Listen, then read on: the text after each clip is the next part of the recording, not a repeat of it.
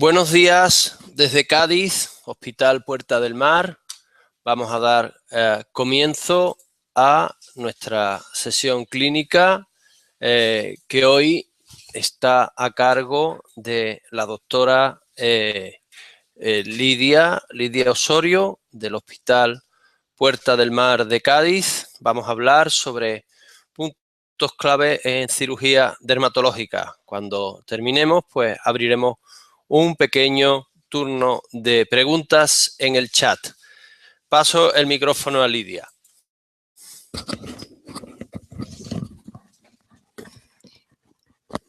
Buenos días, soy Lidia Osorio García, residente de primer año del Hospital Universitario Puerta del Mar, y hoy vamos a dar la sesión de puntos clave en cirugía dermatológica, centrándonos en la cara. Bueno, comenzamos. Bueno, en primer lugar vamos a hablar de las líneas de tensión de la piel. Vale, como todo el mundo sabemos, las incisiones correctas aproximan naturalmente sus bordes y las incorrectas tienden a separarlos. Por lo que hacer una incisión correcta y estudiarla bien en el paciente, su forma, su longitud, su tamaño, es muy importante.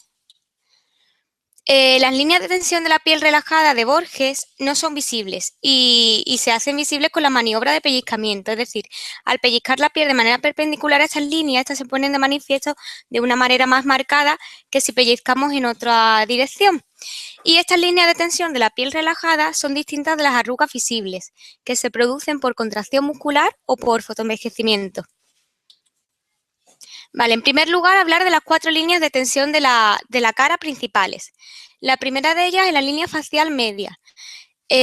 Surge de la parte posterior de los agujeros nasales, se va hacia la línea media, la base de la columela, y baja verticalmente en línea recta, pasando por el pitrum, los labios superiores e inferiores, y el mentón hacia abajo, uniéndose a ambas líneas nasolabiogenianas por debajo del mentón. Estas líneas, las nasolabiogenianas, se producen en la parte libre de los orificios nasales y bajan de manera casi vertical. En primer lugar por el surco nasogeniano y después por el surco labiogeniano. Y se unen ambas líneas a nivel submentoniano y con la línea facial media. La tercera línea es la palpebral, que surge del canto externo del ojo. Se dirige en un primer momento casi transversal y después adquiere una concavidad anterior, para dirigirse hacia abajo de forma vertical y unirse a la del lado opuesto a nivel submentoniano y por detrás de la nasolabiogeniana. La línea marginal, que sigue los márgenes externos de la cara, es decir, el borde de implantación del pelo, la región preauricular, y después baja a nivel submentoniano para unirse a la del lado opuesto. Las demás líneas de la cara van paralelas a estas, y como podemos ver aquí, estas son las 4 principales y ahora veremos el resto. Las de la frente tienen forma transversa. Las de la sien tienen forma de concavidad hacia el canto externo del ojo. Y las de la glabela tienen forma también transversal, aunque debido a la contracción de los músculos de esta zona también se forman líneas verticales. Entonces, incisiones verticales aquí pueden ser también fácilmente disimuladas. En la parte de la nariz son transversales y en los orificios nasales son radiales. En la parte de los labios y el mentón, pues las líneas son verticales, como podemos ver. En las mejillas son verticales, también con cavidad hacia el lado anterior, Y a medida que se va aproximando al surco nasolabiogeniano, pues se van haciendo más verticales. Bueno, aquí podemos ver el resto de líneas de tensión del cuerpo. Las del cuello son transversales. Entonces, cuando vamos a extirpar una lesión, los usos deben seguir las líneas de tensión de la piel relajada. A poder ser, claro, no nos podemos dejar guiar por el eje mayor de la lesión si es antitensional. Aunque generalmente en la cara se siguen las directrices de Borges, suelen quedar bien. Pero si se estipa lesiones mediante el eje antitensional, pues a veces quedan bien disimuladas si son pequeñas. Vale, debemos diferenciar la línea de tensión de la piel relajada de Borges con la línea de tensión de la piel de Salache. Estas son las finas arrugas lineales que surcan la cara a medida que envejecemos. También las podemos usar de directrices a la hora de hacer una cirugía. Vale, en el cuero cabelludo estas líneas son neutras, aunque se pueden formar pliegues transversales cuando la piel es lasa en algunos sujetos. Vale, en la región frontal son transversales, aunque en algunos sujetos se le forman oblicuas. Y en la glabela pueden ser verticales u oblicuas. En la zona de periorbitaria, pues son en el canto externo y el canto interno, van perpendiculares a las fibras del músculo orbicular. Y en el párpado superior e inferior son transversales. En la glabela, como ya hemos dicho, son verticales u oblicuas y en la raíz nasal transversales. En el dorso nasal son verticales y en el ala nasal y en la punta nasal son neutras. Vale, y las mejillas pues siguen los músculos, en los labios son verticales y en el cuello transversales. Vale, entonces quedamos como zonas neutras el cuero cabelludo, la punta nasal y los lóbulos auriculares. Las zonas donde no coinciden estos dos tipos de líneas en la comisura externa del ojo, en las arrugas verticales de la glabela y en los pliegues transversales del labio superior e inferior, que pueden surgir con el llanto. Ahora hablaremos de las líneas anatómicas frontera de unión y de las unidades cosméticas. Líneas anatómicas frontera de unión. Estas son las líneas que separan las unidades cosméticas de las que hablaremos ahora. Estas líneas, las principales son borde de implantación del pelo, ceja, pliegue alar, pliegue nasolabial, piltrum, línea de unión, pliegue borde rojo labial y surco mentolabial. Otras líneas más sutiles de unión son las preauriculares, el surco nasofacial, el borde infraorbitario, las crestas laterales del dorso nasal y la línea mandibular. Las unidades cosméticas son regiones específicas, limitadas por estas líneas anatómicas fronteras o de unión, y en cuyo interior la piel comparte características similares, como el color, la textura, la densidad del pelo, la densidad de las glándulas sebáceas y el tamaño de los poros. Bueno, aquí vemos las principales unidades cosméticas y las líneas fronteras de la cara. Vamos a hablar una por una de ellas. De las unidades cosméticas, la mayor de ellas es la del cuero cabelludo, que comienza en la línea de implantación del pelo, pero en sujetos con alopecia esta línea puede ser difícil de identificar, así que se toma como límite frontera el pliegue más superior de la zona frontal. En la frente, estas unidades cosméticas se dividen en 5 zonas, la medial, 2 zonas paramediales y 2 zonas laterales, como podemos ver en la imagen. Luego tenemos la unidad cosmética de la sien, la de la región ciliar y la de la región glabelar. La región palpebral o orbitaria también es una unidad cosmética en sí, dividida con sus límites, los cantos externos y los párpados. La nariz, que es una unidad cosmética compleja compuesta por la raíz, el dorso, las caras laterales, la punta, las alas nasales y la columela. Los labios, compuestos por el borde entre la unión cutánea con la semimucosa roja del labio y por la unión de la mucosa interna del labio con la semimucosa. Podemos ver aquí en la imagen el pliegue nasolabiogeniano y el surco infraoral, que sale de la comisura oral. La mejilla, que se divide en 3 zonas, la zona anterior, la zona parotidio-masetera y la zona mandibular. Luego tenemos la zona del mentón y la del cuello. Vale, y ahora por fin hablaremos de las zonas críticas a tener en cuenta a la hora de hacer una cirugía en la cara. Las zonas críticas, lo primero que debemos tener en cuenta son los nervios y el sistema vascular para no dañarnos. Un daño en los nervios motores causaría una parálisis o paresia. Y en la cara, pues tenemos que tener muy en cuenta el facial y el espinal. Y en cuanto a los nervios sensitivos, al trigémino y todas sus ramas y al auricular mayor. Entonces, Seckel describió 7 zonas faciales críticas que hay que tener en cuenta y que ahora describiremos una por una. La zona 1, son las ramas temporales del facial. Para buscar esta zona crítica hay que trazar un triángulo.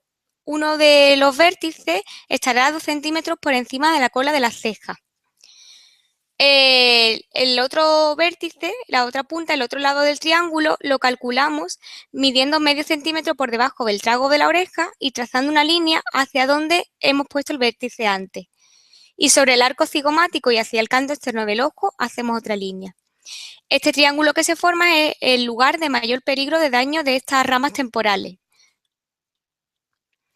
Como secuela, si dañamos estos nervios, pues puede producirse parálisis del músculo frontal o homolateral, que produciría caída de las cejas y asimetría en los movimientos de la frente. El plano de disección correcto para no dañar este nervio, pues como podemos ver en las imágenes, la anatomía de este lugar está compuesta por la piel, la grasa subepidérmica y tenemos la fascia del sistema musculoponeurótico superficial, que es una fascia muy vascularizada que tiene 2 a 4 milímetros de grosor. Inferior a esta fascia iría este nervio, por lo que el plano de disección sería por encima de la fascia. Aunque hay que tener mucho cuidado porque por encima de la fascia, en la grasa subepidérmica, discurre la arteria temporal superficial y hay que tener ojo de no dañarla. La zona 2. Rama marginal mandibular del facial.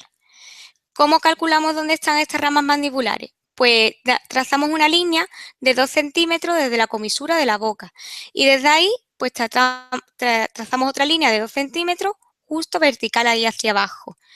Esa última línea que acabamos de trazar sería el radio de una circunferencia y dentro de esa circunferencia sería la zona de peligro de daño de estas ramas marginales.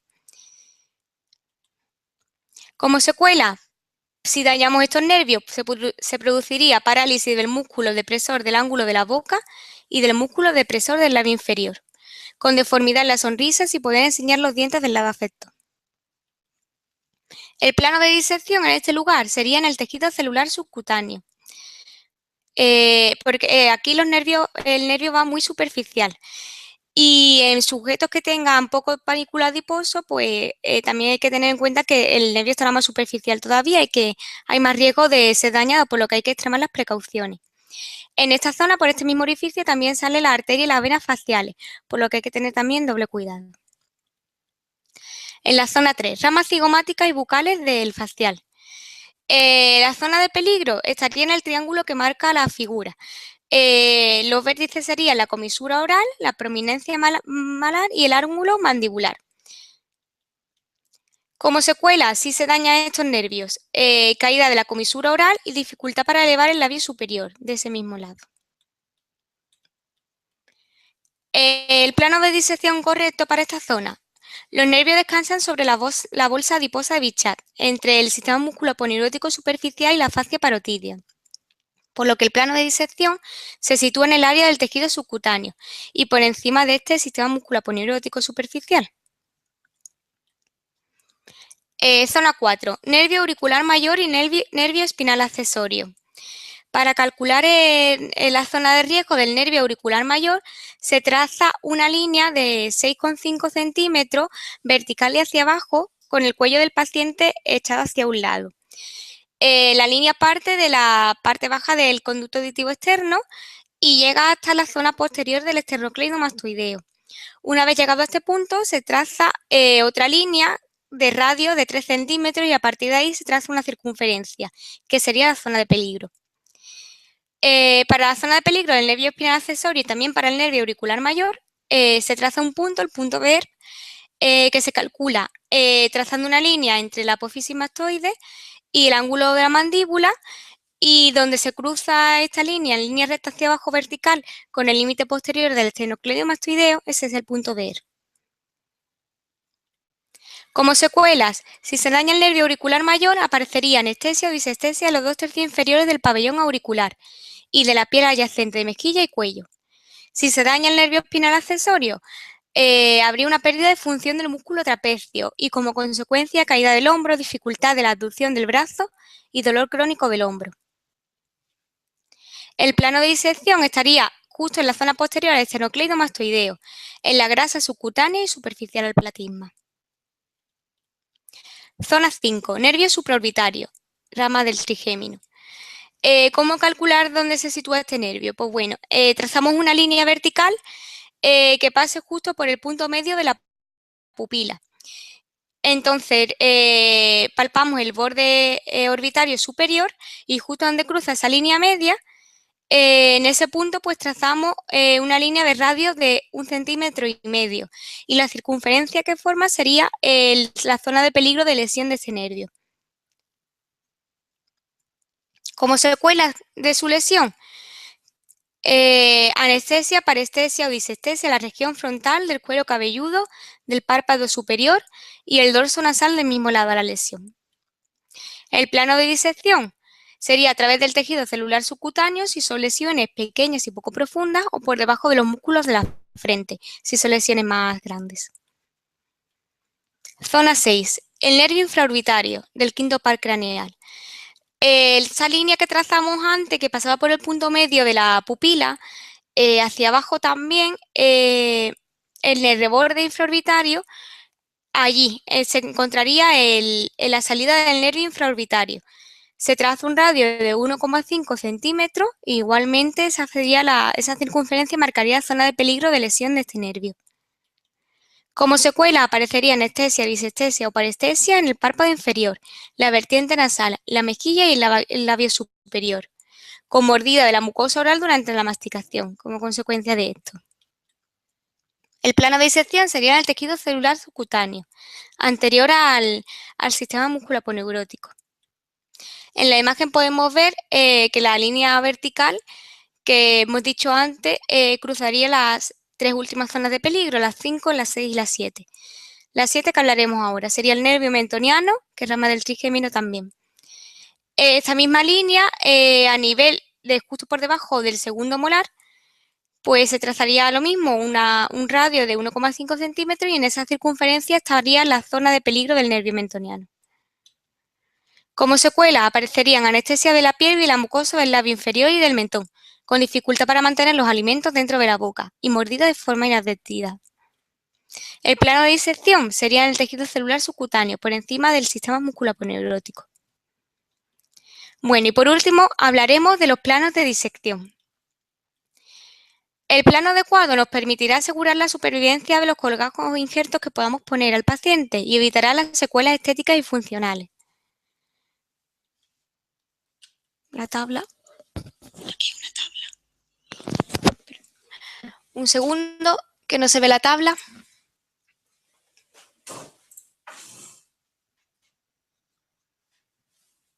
¿Pero que no sale de la tabla o qué? Sí, aquí va una tabla. ¿Y no te sale No. la tabla? Bueno, ¿y la tienen en algún sitio o no? Sí, aquí. Vamos a ver a ver si sale. Vale. Espérate, no toques. Está cargando. Bueno, si no sale la tabla. Ya viene. Un momentito, que hemos tenido un problema técnico, que no aparece la tabla en la presentación. Pero sin problemas técnicos no sale. No, esto no es nuestro, sin problemas técnicos.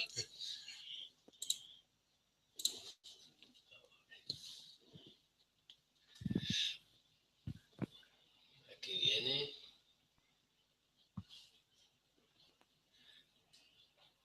Esto le queda tela, parece. Pero podemos cerrar entonces el PowerPoint, ¿no? Sí, ya vamos a terminar. Esto lo cerramos.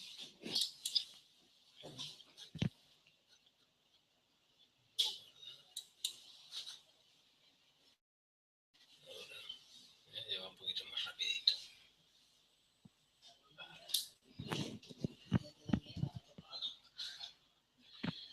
Bueno.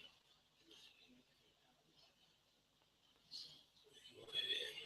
Y que seguimos cargando. Seguimos cargando. En un segundo estaremos de nuevo en la presentación.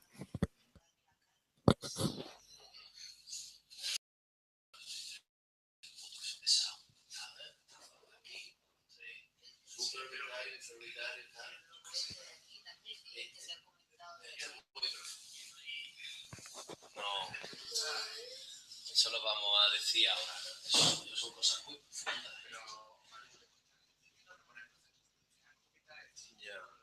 Y lo quita el tiro.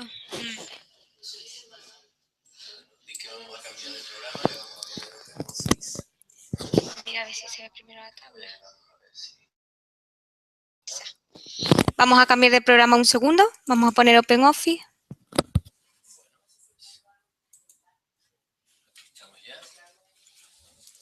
Bueno, para finalizar hablaremos un poquito de los planos de disección. En el cuero cabelludo lo ideal es que el plano de disección sea bajo la galea aponeurótica y sobre el periósteo, pero si son defectos pequeños y superficiales se puede hacer a nivel del tejido celular subcutáneo. En la frente, si son defectos pequeños y superficiales se puede hacer en el tejido celular subcutáneo y si son grandes y profundos bajo el plano muscular y por encima del periósteo. En la sien a nivel del tejido celular subcutáneo. En la región orbitaria, subcutáneo y supramuscular si son pequeños y si son más profundas a nivel del tarso y septo orbitario o del músculo elevador del párpado. Las mejillas en el tejido celular subcutáneo, lo más superficial posible, al igual que en el cuello, porque se pueden dañar las estructuras vasculonerviosas que van superficiales. En la nariz, si son pequeños, se puede hacer el plano de disección subcutáneo y supramuscular, aunque lo ideal sería que el plano de disección fuera bajo el músculo nasal y por encima del pericondrio. Y en los labios, pues sería bajo la mucosa y por encima del músculo orbicular. Bueno, y con esto finalizamos la sesión de hoy. Muchas gracias. Abrimos un turno de preguntas.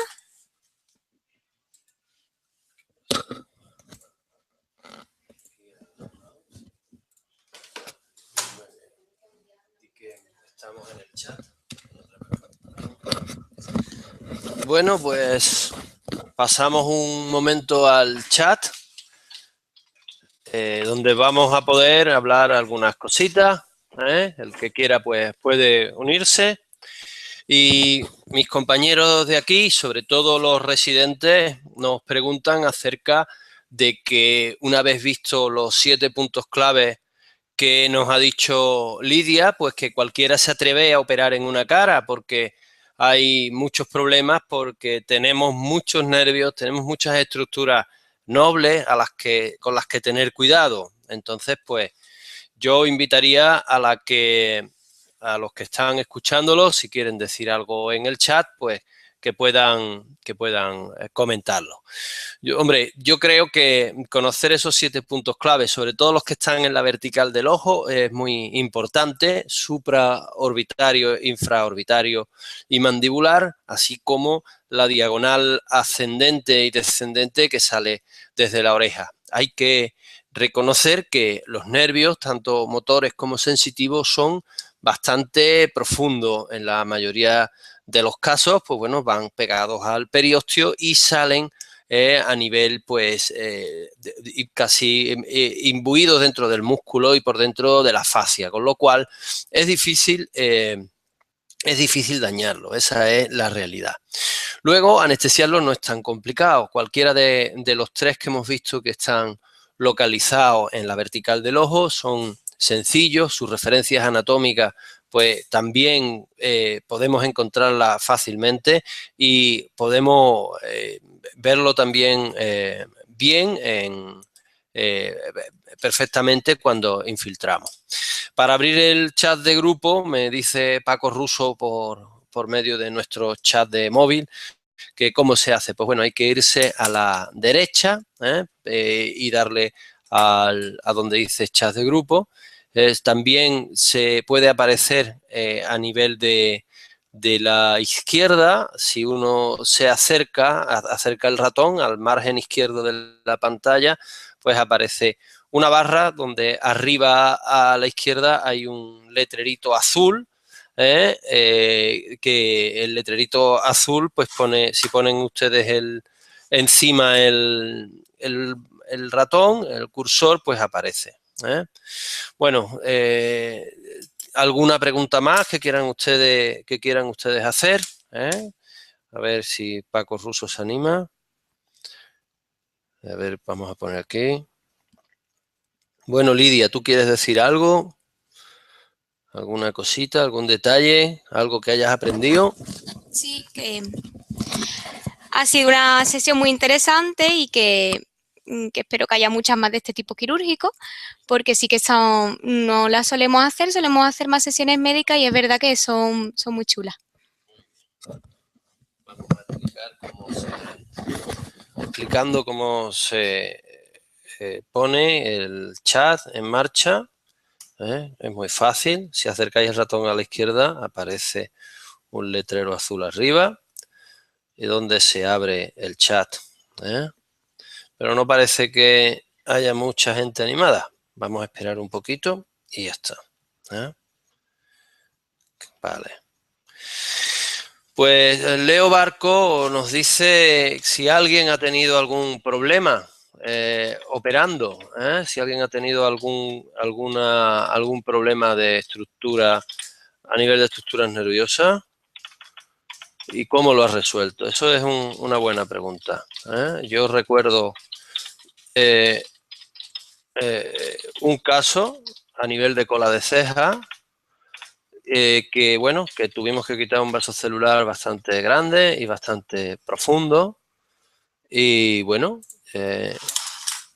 y esto pues no hay, tuvimos que profundizar y meternos en el músculo temporal y ahí nos encontramos la temporal superficial con su problemón y nada, la resolvimos, pero en el camino pues nos quedó que el paciente con una tosis de la ceja que nos llevamos la sorpresa que posteriormente se arregló. El letrero para apuntarse al chat, si uno está en la ventana de Hangout de Google, si se acerca a la izquierda, aparece. Esto aparece, está escondido, pero si uno deja el ratón apoyado en el marco de la izquierda, aparece como una especie de lápiz, un letrero azul que es lo del chat, otro que es uno verde que es para compartir pantalla y muchas más cosas. Vamos a abrir otro que se llama preguntas y respuestas, que también se puede abrir. Vamos a ver. Bueno, pues nada, son ahora mismo -4. A ver si alguien tiene... Bueno, nuestro amigo Paco Russo dice que lo mismo que hemos sentido aquí, que cuando se explican estas cosas, la gente coge mucho miedo a operar y que uno se piensa que todas estas cosas le van a pasar a él, pero realmente teniendo en cuenta estos 7 puntos calientes de la cara y además algo que ha dicho Lidia que es muy muy importante, que es el hecho de que respetemos los planos de disección. Hay sitios donde tendremos que irnos al tejido celular subcutáneo y sitios donde tendremos que irnos al músculo o incluso justo debajo de la piel. Conociendo este tipo de detalles, todo iría mucho mejor. Bueno, pues yo creo que con esto tenemos ya bastante por hoy y agradecer a todos vuestra presencia.